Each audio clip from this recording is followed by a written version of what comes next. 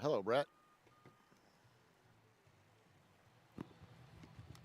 I lied. You said, "Are you ready?" And I said, "Yep," and I wasn't. Wasn't even close. Hey, David, how are you? I'm good, and we're back. I bet everybody missed us during that hour and a half or so we weren't on air, Well, you never know when somebody could use a good laugh. So, and we're always here for that.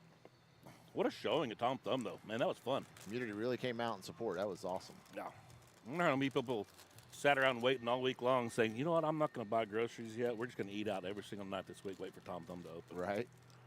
I do believe that my wife was one of those people because I didn't have a whole lot for snack on last night. We were down to our last package of bottled water. So maybe we're going to get some groceries delivered soon if she's listening. Is that a hint? That's a hint. Daddy gets hungry. If you're hungry, come on out here to Hall Real Estate, Don Hall Construction, and get you a free hamburger, hot dog, being cooked up by our friends at 3S Properties Pros. They're gracious enough to have us out here today to just help have an open house for Hall Real Estate, Don Hall Construction, 3S Property Pros, as well as help us sell any raffle tickets. If you're looking to get a raffle ticket, you can come by here in person and get one. David and I just off air finished our burgers. Yeah, Pretty very good. good. And they're free. Yeah, they're really good for free. You haven't made your plans yet for lunch. Come on by and get you a burger. We got burgers, chips, hot dogs, drinks, and some absolutely wonderful, handsome, and charming personalities walking around here. Right. Well, I guess at least two of them sitting down. I don't know about the other ones.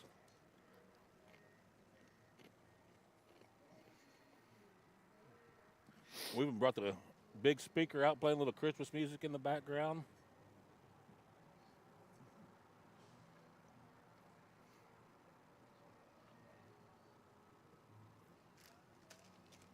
If you do not know where it's at, right off the access road of I-35 on the northbound side. Across Pecan Street from DQ. Yes. The actual front of the building actually faces the access road, but the address is officially Pecan Street. But if you, right before you, if you're on the northbound side, heading towards Dairy Queen, it's the building right directly across the street, just south of Pecan Street. We're out here underneath the canopy, the Don Hall Construction and Hall Real Estate canopy. They're cooking the burgers and hot dogs just to our right. And I've still got nacho cheese Doritos in my mouth.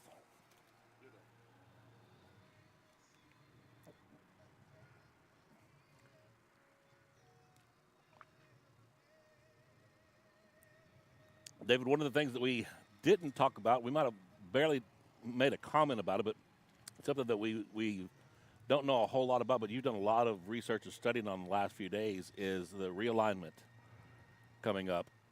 And we will have a show coming up, or I believe it's the 2nd or 3rd of February, once the announcements are made of where everybody's going to land as far as new districts. When they get redrawn, we will be live that day. But as right now, the numbers that have been turned in, they're all official. UIL officially released them a couple of days ago. We've kind of had an idea of what most schools are just because the numbers get out there and get public, but it's not officially official until UIL releases it. And to say the least, the snapshot numbers were very odd this year, in my opinion.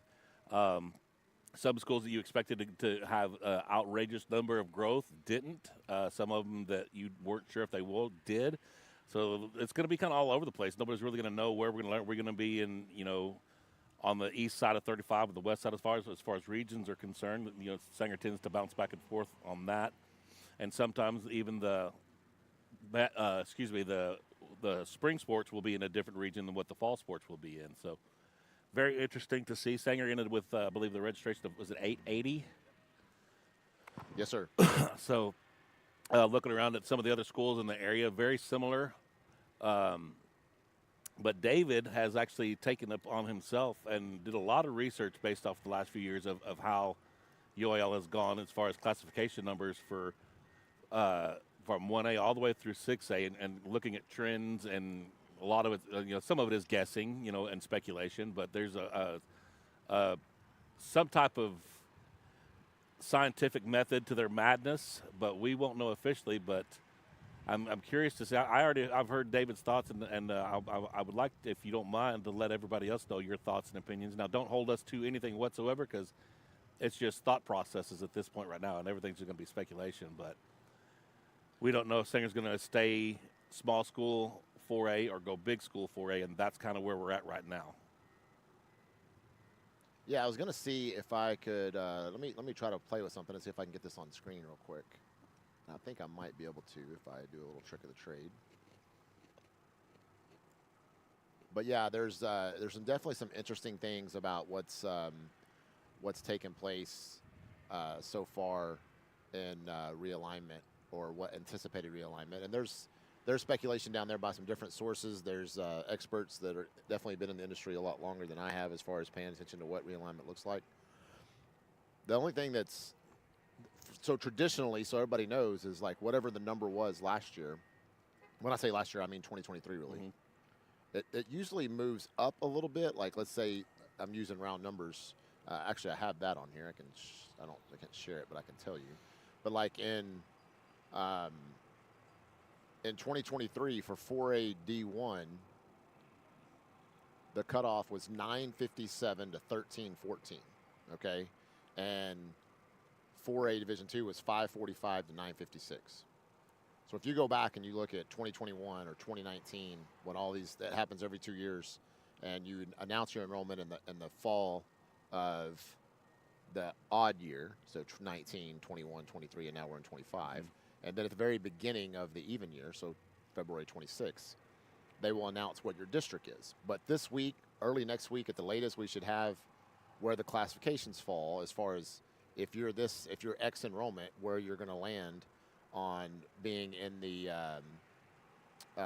looks like they went out and bought a new car. Yeah, I forgot to tell you about that. And so, anyways, that's kind of what we anticipate that being, is usually it stays at the number that it's at, or it goes up a little bit. And this year, everybody's speculation, we don't have it for truth yet, but everybody's speculation is that it's going to go down. It's going to go down probably for every classification except for maybe 1A might go up. So the thing that's always held true, well, I say that, always is a strong word, but the thing that has been the most consistent, I guess is a better way to put it, mm-hmm. is 1A is typically, the whole entire division is 104.9 and below is mm-hmm. 1A. And then 6A, their rule is they take a minimum of 220 schools into the 6A division, up to 250 schools into the 6A. What did I say? 2A? Mm-hmm. Sorry, 6A. So start with 220 in 6A, up to 250 schools in 6A. And then they split those into D1 and D2 within 6A. So when we are looking at how they're going to do it this year, that's the baseline that we're using, is understanding, okay, if they take the top 250 into 6A, which they pretty much have to with the number of schools, because here's the other thing. In 2023, there was 1,391 schools to measure. This year, there's 1,505. Mm-hmm. So not only did enrollment go down in the state of Texas as a whole, like the total enrollment number, they're splitting up the pie in more pieces. You have multiple new high schools in multiple areas of the state that you did not have in 2023. Mm-hmm. Prosper has a new high school that'll be fully measured this year. Katy has a new high school, and there's probably, there's 114 others, yeah, or 112 others. I just mentioned 2 of them. In some situations, it might be a smaller area where there's a new high school, but when you split up the pie a little bit more, then you just have smaller pieces, right, of the pie. Especially when, like you said, because the state of Texas registration has gone down as a whole. Correct. And adding more schools, those numbers get lower, divided in between all those schools. The other rule that they like to follow is they don't like they want a 2.0 approach. And what I mean by 2.0 is the smallest school in a classification, let's say the smallest school in 5A in 2023, that was 1,315 enrollment. They don't want a 2.0 ratio for the biggest school in 5A. So when you look at the number of students in the small school, 1315, if you multiply that by 2.0, that would have been 2,630 students. Well, the biggest school in 5A was 2,274. So they're less than their 2.0 ratio is what they want to accomplish. They met that target in 5A. But when you went down to 4A, and you look at the smallest score in 4A is 545, you double that, it's 1090.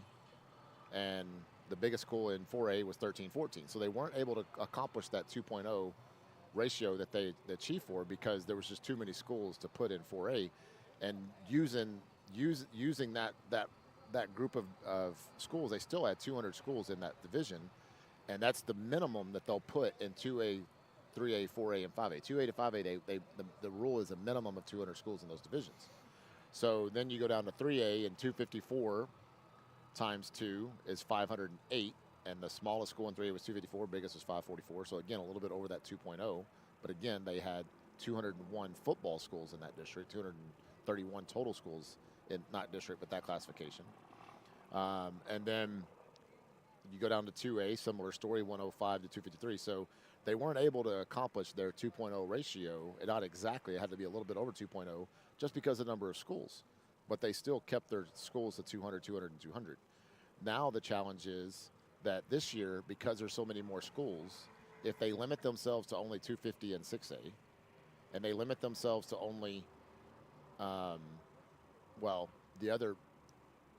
they limit their 1A to be 104.9 and below, which is the standard that they've kept for several years now, then 5A, 4A, 3A, and 2A, they're going to have 256 schools on average, 255 schools on average in each of those classifications. Okay. And while 5A had 250 in 2023, 4A, 3A, and 2A all had around 200. Okay. So those classifications are going to go up from 200 to 256. What does that mean to everybody? We had 7 schools in our district in 4A last year. 256, if you split it up between the 4 regions, 4 districts per region, that's 8 schools per district. Which is not likely. Well, no, I think they have to. I don't think the math works any other way. Okay. I think there's going to be 8 schools in every single district in the state of Texas. There might be a few exceptions when you get out to rural areas like West Texas and stuff like that, where they just don't have enough because they're going to make a school drive more than 200 miles to play a district game. So they won't do that. But they don't have a choice. I mean, the math doesn't work. And I mean, they could take away a little bit from what they put in 5A if they put 256 in 6A, but they're not going to want to make 6A too big because the biggest school in 6A is Allen, and they have almost 4,800 students. Right. And I know I missed the coach's show yesterday, but I was listening on my way back from the doctor's office. But, you know, that we've heard talk, and you and I have actually talked about it also, about Texas eventually adding a 7A division. They have to vote on that. Coach Rogers explained that yesterday on the show that it's not going to be something that's just going to be added and then say, okay, you're going to go 7A. It has to be voted on. And but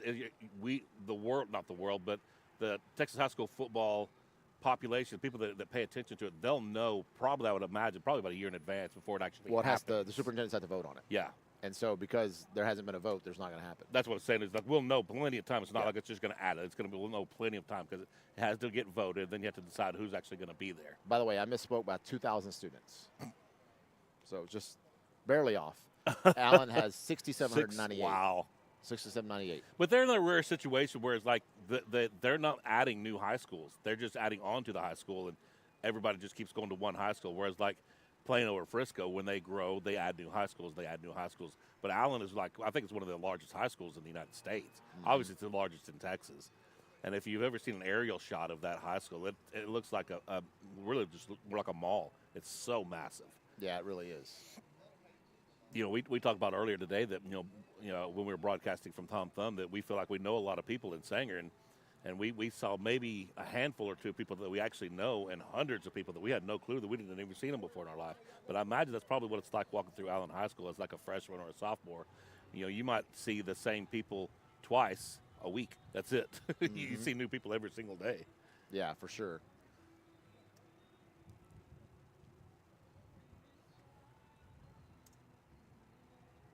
Let's see if I can get this to. I think there's a way. I think I've done it before, so we're going to find out.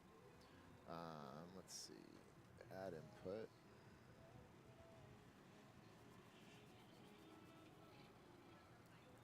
Again, if you're just now joining us, we are live. We're at the parking lot of Don Hall Construction and Hall Real Estate and 3S Property Pros on Pecan Street, just across the street from Dairy Queen, northbound side of the access road of I-35. Come by, see us, say hi. We have raffle tickets available. We also have free burgers and hot dogs, drinks, and chips, complimentary of Don Hall Construction, Hall Real Estate, and 3S Property Pros. We'll be out here till, what did we say, 1 or 2, David? Mm-hmm.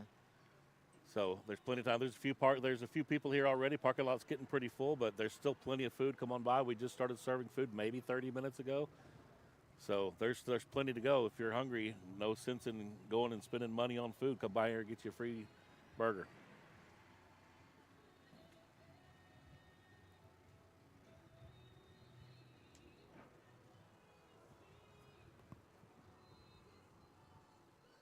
How are you, sir?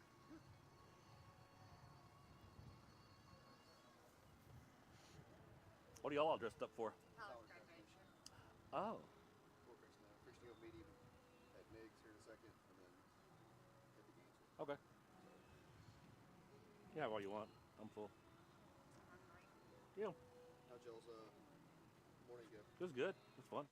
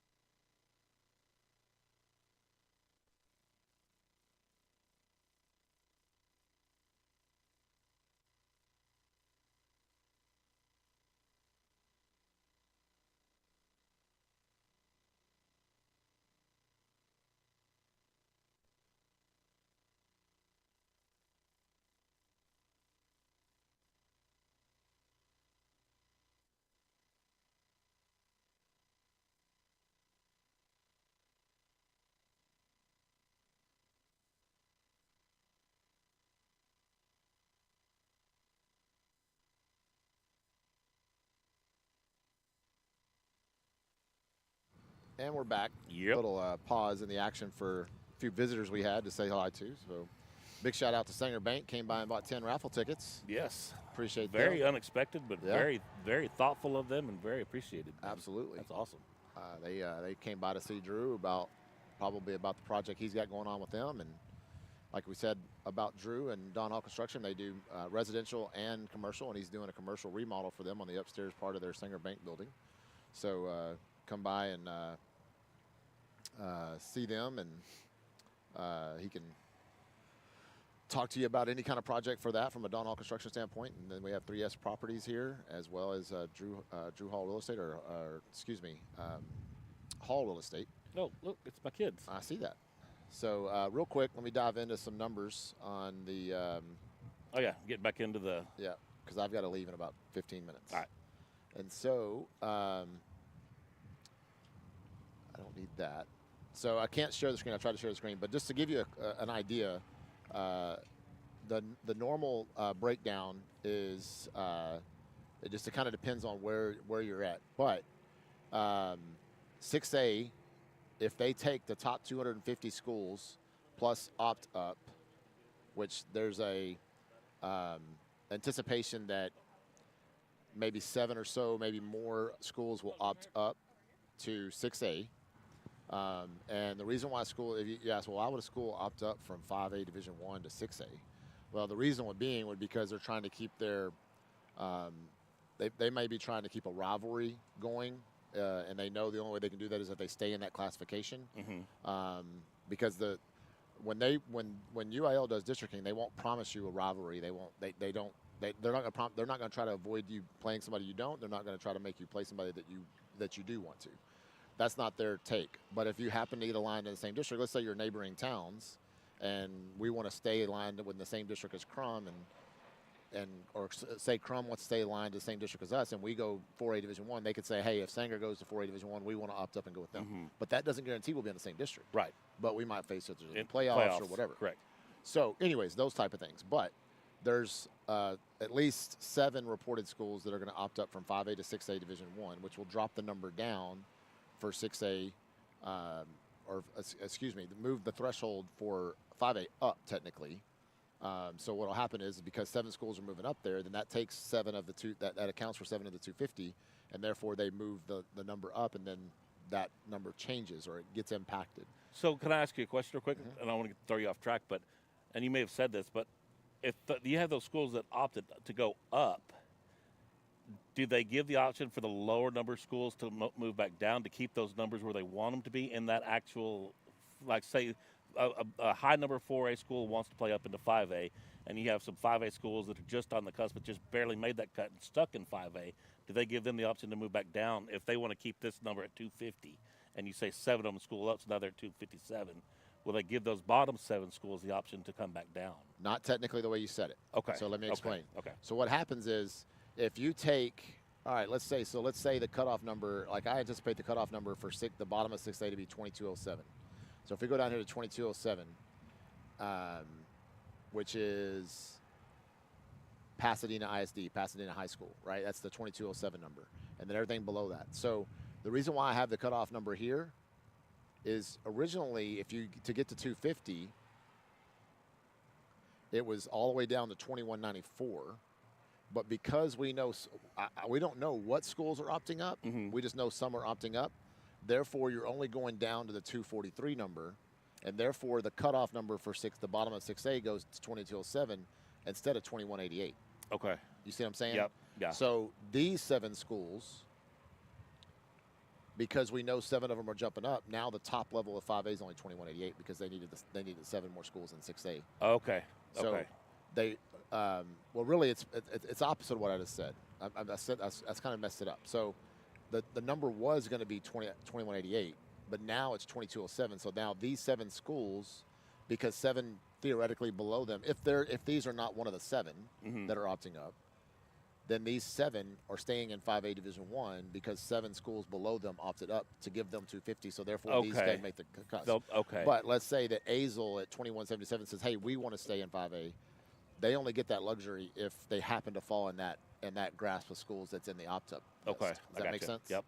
And so then the other rumors are there's going to be 13 schools opting up to 5A Division 1 from 5A Division 2.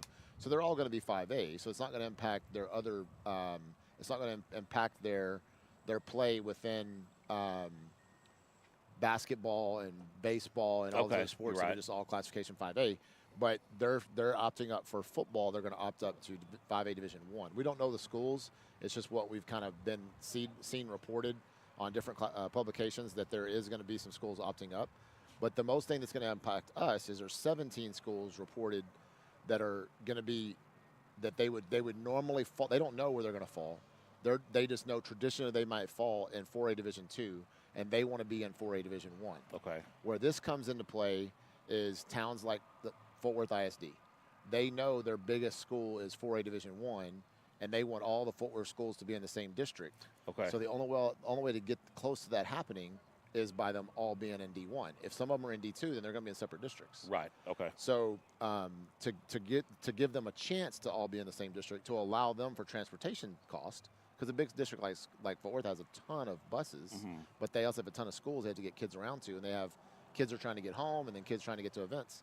And if they have to bus their kids to Arlington or they have to bus their kids to Mansfield for games, which in non-district you do, but for district play, which is the majority of their games are in district play, it's tougher on them to do so. So for example, there was 5 Fort Worth schools last year, or 4, excuse me, that were would have fallen in D2, but they opted up to keep their district alive.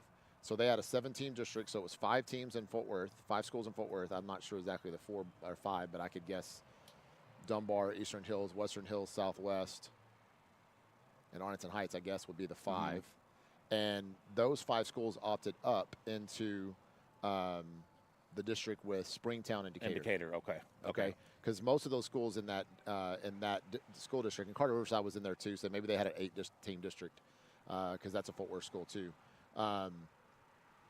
Maybe they had an 8-team district, but anyways, the point being is they would have been 2 separate districts because they would have been 4A Division 2, 4A Division 1. So we know that would happen again. There's going to be some Houston schools impacted the same way, some Dallas schools the same way, where they're going to say, look, we would have, what they'll do is wherever their biggest school is going to fall, like if their biggest school is going to fall in 4A Division 2, they may opt up from 3A Division 1 into 4A Division 2 if the numbers change like we anticipate happening, right? Okay. So that's the opt-ups. So then when you go down to ours, if you look at where our current line is, right, for 4A Division 2, which is where we've been the last several years, and we talked about earlier that the cutoff number in the years past for 5A Division, or sorry, 4A Division 2 was 545 to 956. If you talk to the people that are in the know, everybody thinks that 956 on the high end of Division 2 for 4A is going to drop down to around 900, maybe a little shy of 900. The way I break it down, I show it landing at 874. Which would put Sanger in Division 1. Correct. So, or the top end of 4A Division 2 actually at 873. I have the top end at 874. Now, here's what we don't know. Maybe there's more schools that are going to opt up when they see the new cutoff lines, because if I go find the 874 number,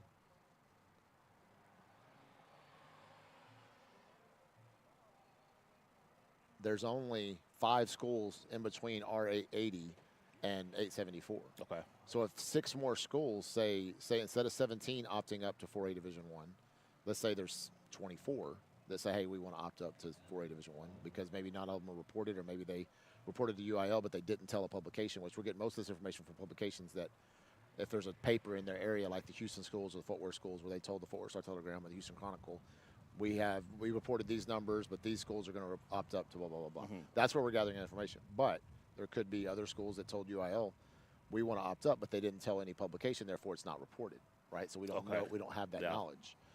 Because on Dave Campbell's, which is a media outlet that partners with UIL and a lot of its publications, it shows the ones that Dave Campbell's is aware of that will be opting up on their listing. But when you go to UIL's public listing, they don't show the opt-ups.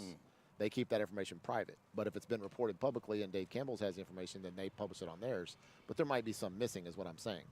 So, and there could be there's the other situations I don't know is when you go to the like last year's publication. There's 247 schools in 6A that were 2275 and above, but only, well, actually in that regard, all 247 were football. But when you go to 5A, there's 253 schools, only 250 were football. Okay. So that's 3 more schools that are going to move us down, right? We said we Right. needed 6 or so to get there. And then you go to 4A, there's 218 schools, only 200 of them have football. So Okay, that's 18 schools. more. So how many of them are in Division 1? So a lot of speculation has the number between 880 and 900. And if it does fall above 881 or above, if that's where the bottom side of 4A Division 1 happens, then we stay D2. When you take all this into account, I think we're right on the line. I think it's going to be really, really close. I think we're going to be either one of the biggest schools in 4A Division 2 or we're going to be one of the smallest in 4A Division 1. Okay. Now, here's the thing, is when we went into Division 1 last time and we didn't compete well, everybody's scared of that, right? Well, let's go back and look at that district. Salina, Argyle, Aubrey.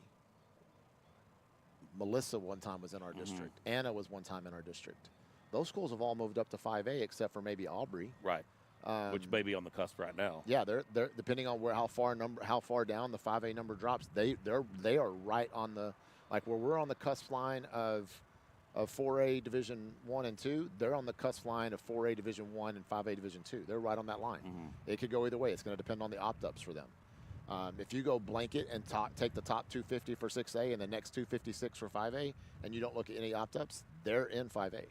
Okay. Because they're in the top 506 schools of enrollment, which would put them in 5A. Now, they could take more than 256 schools into a classification. There's no rule that says that's a max. The reason why I'm using it as a max is if you put 8 schools in every single district for football, for example, and you have 8 schools in 5A Division 1, District 1, and you multiply that by, and if you don't know this already, in football districts, there's 4 districts in Region 1, 4 districts in Region 2, 4 districts in Region 3, and 4 districts in Region 4. Not talking to you about this, talking to the listeners. Right. So there's 16 districts in each classification. So 16 times 8 is 256. So if you go above 256, which I'm not saying they can, then you have 9-team districts somewhere.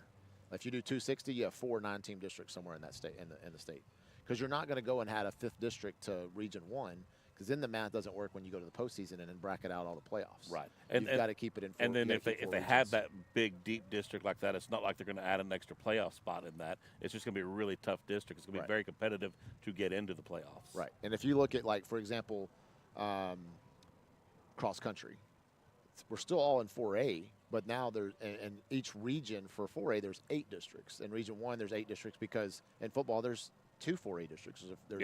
There's 2 4A divisions, a 4A Division 1 where there's 4 districts, and 4A Division 2 where there's 4 districts. But everybody competes against each other in track and cross country and some other platforms. Now, they did change it recently where volleyball, basketball for girls, basketball for boys, and baseball and softball, when they go to the playoffs, they do what we used to do in football.